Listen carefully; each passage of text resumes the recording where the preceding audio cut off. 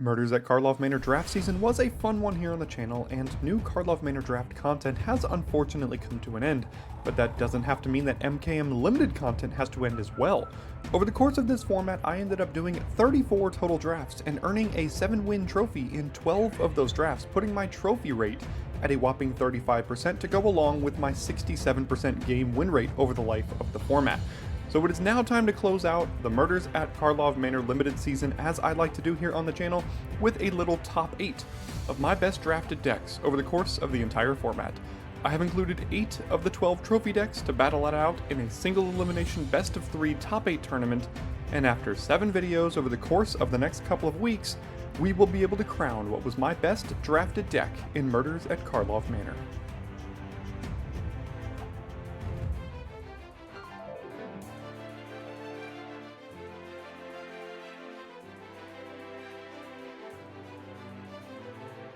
Now, to help me with this tournament, I've enlisted the assistance of longtime friend, viewer, and patron of the channel, George, who will be playing on my alternate account to act as my opponent for each of these 7 matches.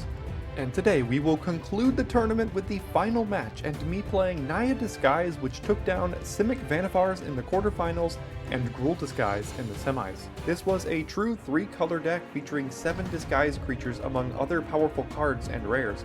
Cards like Topiary Panther and Nervous Gardener really held this deck together, while removal like Torch the Witness, Makeshift Binding, and Buried in the Garden paved way for an incredible late game value to take over in the form of a couple of cases.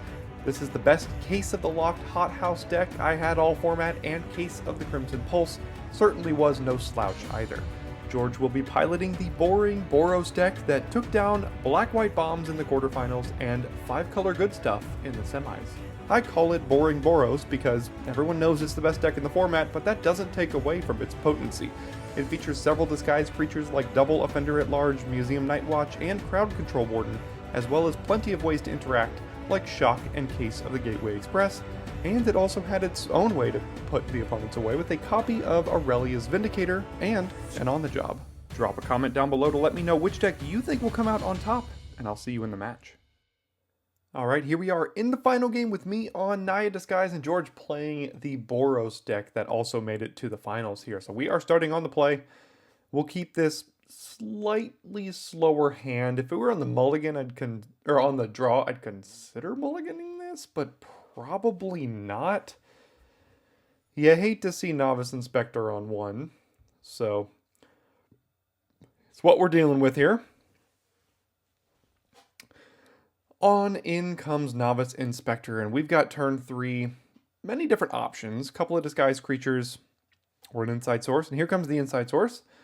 Full transparency for you all, I am recording my face cam and audio post-draft in commentary style here, not doing this during the draft, just so you know that if you care at all, just as I have for the rest of the tournament. And if you haven't caught the rest of this tournament and you're interested on how these decks got here, you can go ahead and watch and check out the channel, the videos on the channel, to see how and what decks these two took down in the quarterfinals and semifinals to get here to the final match of the top 8. So my thought with this Naya Disguise deck is to basically just play my creatures, trade things off as much as I can, because I'm going to win the late game most of the time, unless George has Aurelia's Vindicator, in which case I'm not going to win the game in any way, because that card is stupid.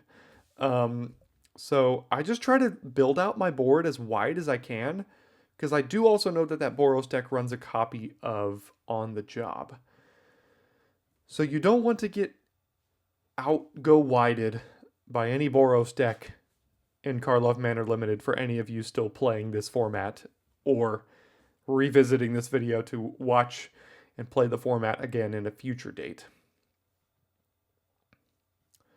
So it looks like they're going for the clue here and getting in with basically everything. And again, my plan is to just make trades here. So they get the clue and we just block.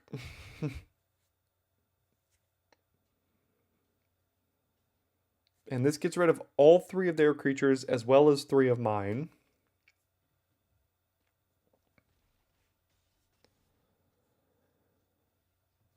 And I still get a 2/2 in return. We're going to go ahead and get rid of this 4/5 here. And now we have kind of turned the corner for at least a moment. So we can attack with our 2/2, play Karlov Haunch, and then hope we top deck better, I guess. Or that they kind of stall out a little bit. There's a land, there's a disguised creature.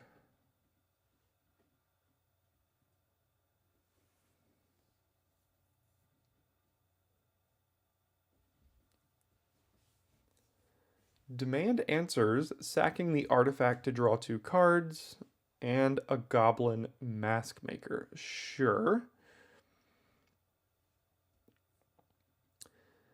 Alright, Maverick means I can get close to emptying my hand, but not quite. And then I look at Seasoned Consultants, and I think we can actually do better than that too. So I'm just going to go ahead and play the Due Diligence, pump up my creatures, try to put pressure on his life total a little bit.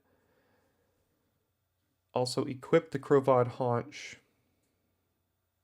over here, and with this I can just swing out, and this is 11 points of damage. I mean, that's a good bit of damage there.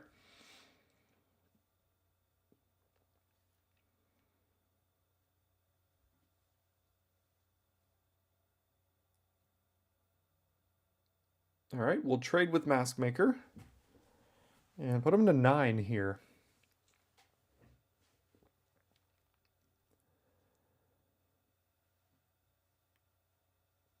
And here it comes. I foreshadowed it earlier. But the reason this is taking so long, because there's so many things to select when you are flipping up. And Aurelia's Vindicator. So here goes all of our creatures. And a 4/2 flying life linking ward 2.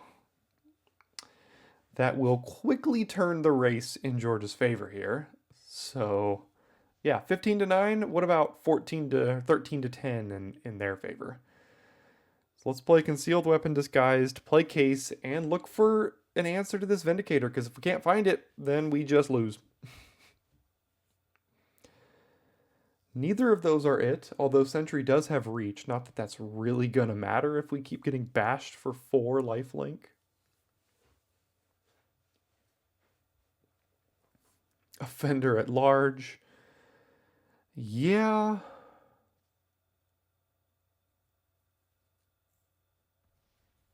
Go to 4. And I make a bit of a, well, not necessarily make a bit of a mistake. What I was going to say is I could have played Sentry, flipped up the disguised creature, put a counter on the Sentry, and blocked the Vindicator. But I'm just going to go ahead and opt for makeshift binding the Vindicator here, which means I do have to chump the Offender, but, you know, getting rid of the Vindicator was plan number 1.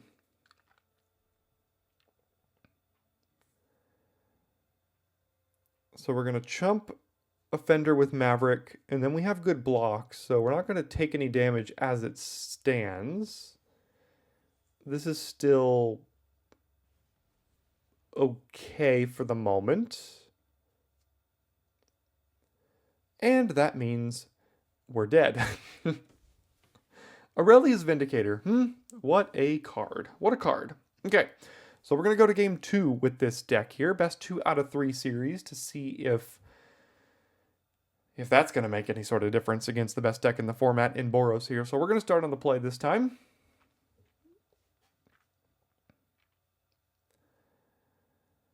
And hand isn't outstanding, but we do have a Consultant.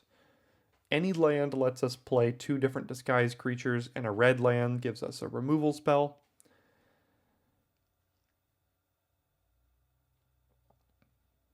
And a turn 1 Novice Inspector. Your win percentage goes up so high when there's a Novice Inspector on 1. So I actually opt for playing Maverick on one here to try to find my way into a land. And thank goodness I did, because I would have missed a couple of land drops there if I didn't play Maverick. So let's hope we find a land on 3 now.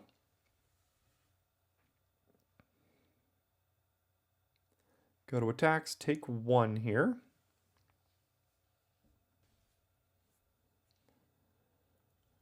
And pass it back. We did find the land, so let's go ahead and disguise a creature.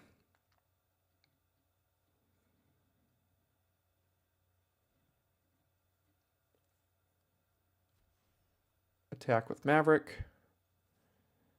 And what is the 2-mana play from them? It is cracking a clue. That's fine with me.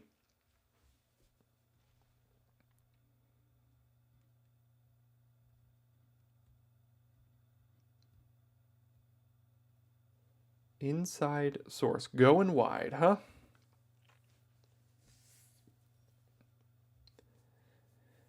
Suppose lands could be worse, or there could be worse draws than lands here. So take the forest, be mana efficient, play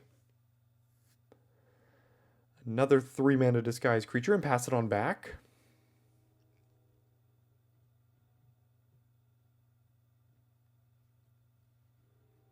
That's a 3/2 flyer, but we do have Torch the Witness in hand to potentially deal with that.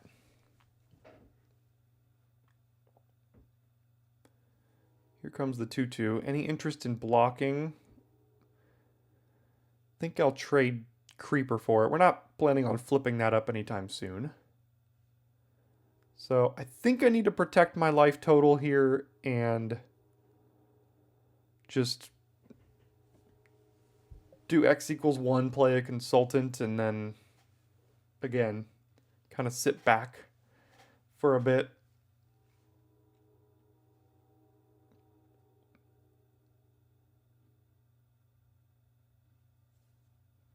Okay, another Disguise creature.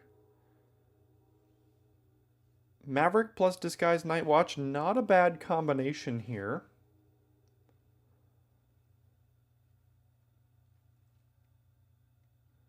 Don't need the land. Inside source, probably good enough to, again, go wide and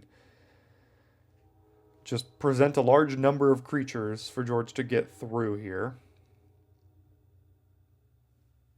Here comes a train coming down the tracks. Hopefully it's not too loud as it approaches.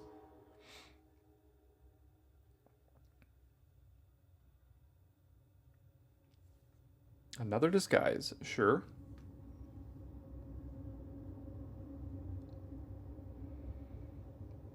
Okay, so lots of options. We could flip up Museum Night Watch and equip Crovad Haunch, but I opt for just, once again, going wide, and I don't think I'm at liberty to be flipping my creatures up here.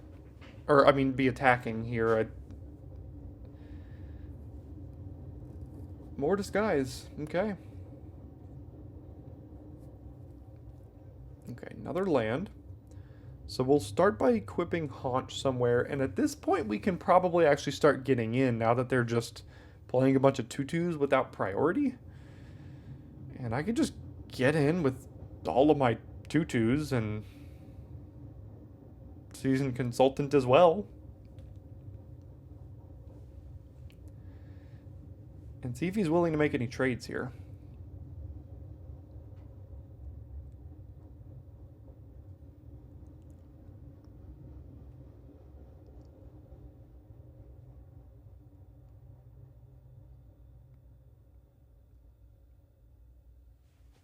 Okay. We'll go ahead and flip up Night Watch, put him to 8 here, and play the land because we do have an equipment on board and we might want to do some sort of thing where we use all our mana. And we're in a decent spot here, but look who it is, but Aurelia's Vindicator. For no value this time, but a flying 4-powered lifelinking creature is value. It's very good value. So I make kind of a mistake here a little bit by playing Ambusher. I wanted to get one of the disguise creatures, but I forgot about Ward, so I go ahead and just get the Inside Source.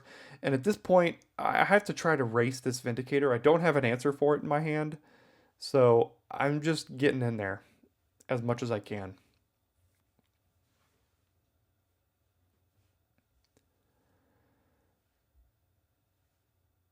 So looks like I'll make a couple of trades. Eat an Inside Source, go to 4. We do still have a good amount of creatures, but I mean, he's technically at 8 still because of the Vindicator here.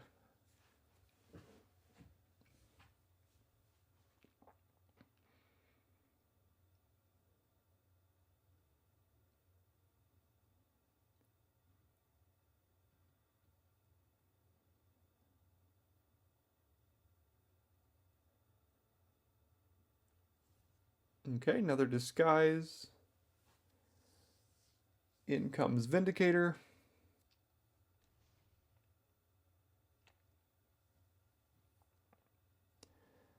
And pass it back. So we do have the mana to Disguise Dogwalker, use Maverick's ability, and equip Krovat Haunch here. So we're going to do all of that. And that gives us quite good attacks if we're being honest. So what do we equip? I just put it over here.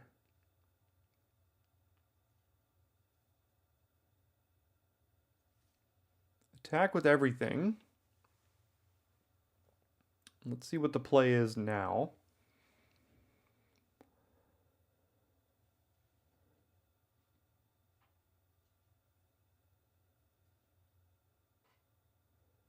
Okay, double trade, go to 1. No, that would be too good to be true. So how about exiling our 4-powered creature? Go to 5, which is kind of like 9 because of the Vindicator. We'll go ahead and disguise the Dogwalker. And still haven't found an answer to it.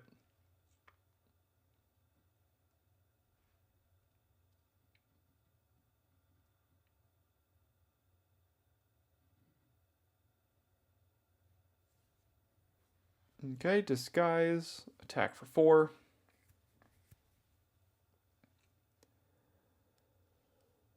Land doesn't do much.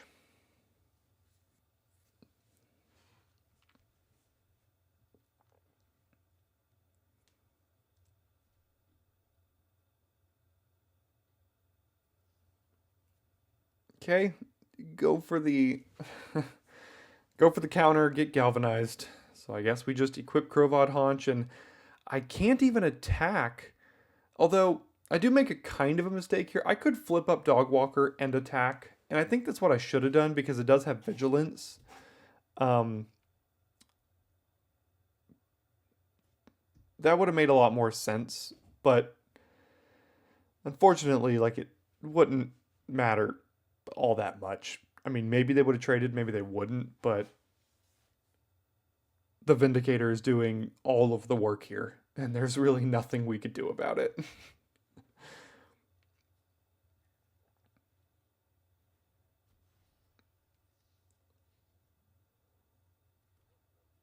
Flip up Dogwalker. Go to blockers, block the 4/5, and then go to 1.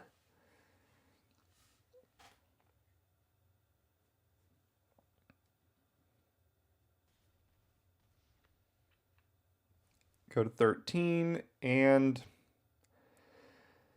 there's really no out for us at this point. I mean, the Krovat Haunch can gain us 3 life, but that still puts us lethal to the Vindicator. The Eavesdropper can draw a card, but that costs 6 total mana. We don't have any more way to deal with the Vindicator. Nothing has reach. The Haunch can make some dogs on the ground, but that also doesn't do anything. And there's no answer. Aurelia's Vindicator took over this finals match here against Naya Disguise, which means that Boros, unfortunately, Boring Boros, as everyone probably suspected, wins the Murders at Karlov Manor Top 8 tournament. You can see the final bracket on your screen with Boros taking it down. Hope you guys enjoyed this format. This is how I close out formats here on the channel with a bit of a Top 8 tournament. That concludes the MKM season, and tomorrow, that's right, tomorrow is Outlaws of Thunder Junction set review season, beginning with the archetype guide and pre-release guide on Monday. Tune back into the channel, subscribe if you haven't already so you can get ready for set review season. Thanks for tuning in today, and I'll see you next time for more daily draft content.